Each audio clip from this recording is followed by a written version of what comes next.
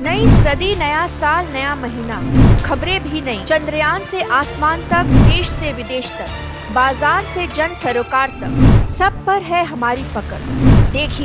देखिए खबर सदीनामा सदीनामा सदीनामा।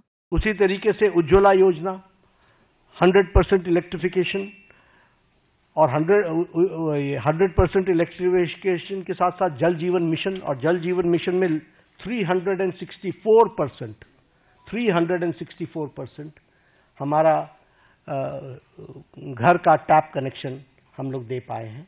इस तरीके से काम हुआ है। प्रधानमंत्री किसान सम्मान निधि में किसानों को मेन स्ट्रीमिंग की गई है। प्रधानमंत्री फसल बीमा योजना में उसमें भी मेन स्ट्रीमिंग की गई है। और जैसा मैंने कहा कि 100% इलेक्ट्रिफिकेशन में सौभाग्य योजना हो, चाहे उज्ज्वला योजना, उजाला योजना हो, इन सारी योजनाओं के माध्यम से सारे कामों को आगे बढ़ाया गया है। जीवन for the insurance, may it be for accident और may it fit term life insurance, इसको भी लगभग 40 crore people have been covered in this. आज 40 करोड़ से ज्यादा लोग इसमें कवर हुए हैं। और ये कौन लोग हैं? जो लोग अफोर्ड नहीं कर सकते थे, जो marginal section of the society थी। और जैसा मैंने कहा कि पब्लिक पार्टिसिपेशन, इस पर विशेष बल दिया गया। एक उदाहरण मैंने कोरोना का आपको दिया। कोरोना भारत सरकार के साथ साथ जनता ने लड़ा है, बाकी सब जगहों पर नहीं लड़ा है। बाकी सब जगहों पर स्ट्राइक्स हुई हैं। They have rejected the initiatives taken by government. Vaccination का भी हो, चाहे लॉकडाउन का भी हो, हर एक मामले में उनको विरोध हुआ है। लेकिन यहां पर पीपल्स पार्टिसिपेशन, पीपल को साथ लेकर के चले। और अगर मैं बात करूं तो डीमोनेटाइजेशन की, मुझे याद है उस समय हमारे राजनीतिक दल लाभ उठाने के लिए किस तरीके से जनता को उकसा रहे थे। आप भूल गए होंगे, मैं भूलता नहीं, किस तरीके से जनता को उकसा रहे थे। लेकिन भारत का आम व्यक्ति बैंक के सामने घंटों खड़ा रहा, लेकिन he supported the demonetisation programme. This is people's participation. और ये मैं इसलिए बताना चाहता हूं कि लीडरशिप पर भरोसा होता है तो किस तरीके से जनता बिहेव करती है, this we have to understand. अगर मैं बात करूं न्यू एजुकेशन पॉलिसी की, यही देश है जहां एजुकेशन पॉलिसी को लेकर एजुकेशन की मिनिस्टर्स की कॉन्फ्रेंस एक साथ नहीं हो पाती थी। वहां आज हम एजुकेशन पॉलिसी पर एक साथ आ गए। क्यों? क्योंकि कंसल्टेशन इतना वाइड हुआ कि उस कंसल्टेशन के कारण सीमलेस तरीके से न्यू एजुकेशन पॉलिसी 2020 आई। हेल्थ पॉलिसी 2017 की, आपको पता ही नहीं चला कि नई हेल्थ पॉलिसी आ गई। आपको इसलिए नहीं पता चला क्योंकि कोई झगड़ा नहीं हुआ, कोई इश्यू क्रिएट नहीं हुआ, कोई ऐसी चीज नहीं आई।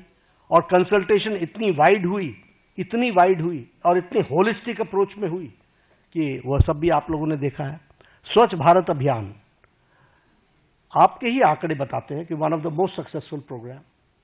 सिर्फ टॉयलेट्स बनाना ही नहीं, लेकिन हेल्थ के इंडिकेटर से भी ले तो हमको स्वच्छ भारत अभियान का सीधा फायदा दिखता हुआ नजर आता है। जब हम देखते हैं कि हमारे बच्चों के जो उनको जो प्रॉब्लम्स होती थी उसमें डिक्लाइन आ गया है, तो ये सारी बातें हमको जनता के सपोर्ट से मिली हैं। जब मैं ट्रांसपेरेंट गवर्नमेंट की बात करता हूं तो आपने देखा होगा डीबीटी का लगभग 130 टाइम्स ट्रांजैक्शन बढ़ गया है। और उसी तरीके से जैम ट्रिनिटी ने 3.9 लाख करोड़ की लीकेज को रोका है। और उसी तरीके से हमारे ट्रांसपेरेंट टैक्सेशन को और उसको भी हम लोगों ने लॉन्च किया ताकि ट्रांसपेरेंट टैक्सेशन का प्रोसेस को अडॉप्ट करे और कोई भी ऑनेस्ट टैक्स पेयर को उसका लाभ मिल सके। प्रगति के माध्यम से सारी स्कीम्स को एक तरीके से कोशिश की गई है कि जो रुके हुए प्रोजेक्ट्स थे जिसके बारे में चर्चा नहीं होती थी वह भी चर्चा हो और उसको भी सही ढंग से हम जनता के लिए समर्पित कर सके, इस बात का प्रयास हुआ है। कोऑपरेटिव फेडरलिज्म की अगर मैं बात करूं तो ये स्लोगन नहीं है, जीएसटी इज एन एग्जाम्पल, और ये बोल्ड डिसीजन का एक एग्जाम्पल है। आखिर जीएसटी के पीछे डेलिब्रेशंस तो सालों से चल रही थी, why it was not implemented.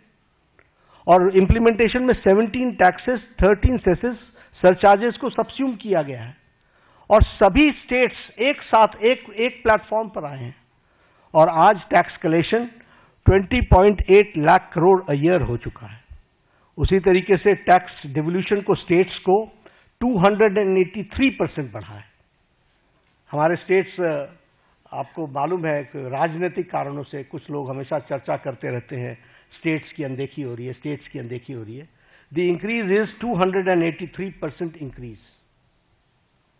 और मैं बतौर हेल्थ मिनिस्टर कहता हूं कि जब भी कोई आता है, हम हमेशा सबको बोलते हैं finance is not the problem, implementation is your problem.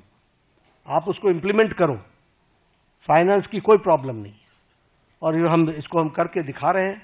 उसी तरीके से हमारी नीति आयोग की रेगुलर मीटिंग्स होना, चीफ मिनिस्टर्स का पार्टिसिपेट करना, कोरोना के दौरान 11 फॉर्मल मीटिंग्स हुई।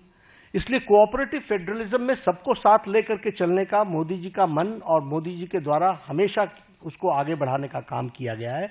और स्टेट्स को, और प्रधानमंत्री जी ने तो कई बार कहा है कि अगर देश को आगे बढ़ाना है तो हमको प्रदेशों को आगे बढ़ाना पड़ेगा। और ये एस्पिरेशनल डिस्ट्रिक्ट्स के लाने के कॉन्सेप्ट किसने दिया? ये मोदी जी ने दिया। ये स्टेट्स के ही तो डिस्ट्रिक्ट्स हैं जिनको मेन स्ट्रीमिंग करने का और उनको ताकत देने का काम किया जा रहा है।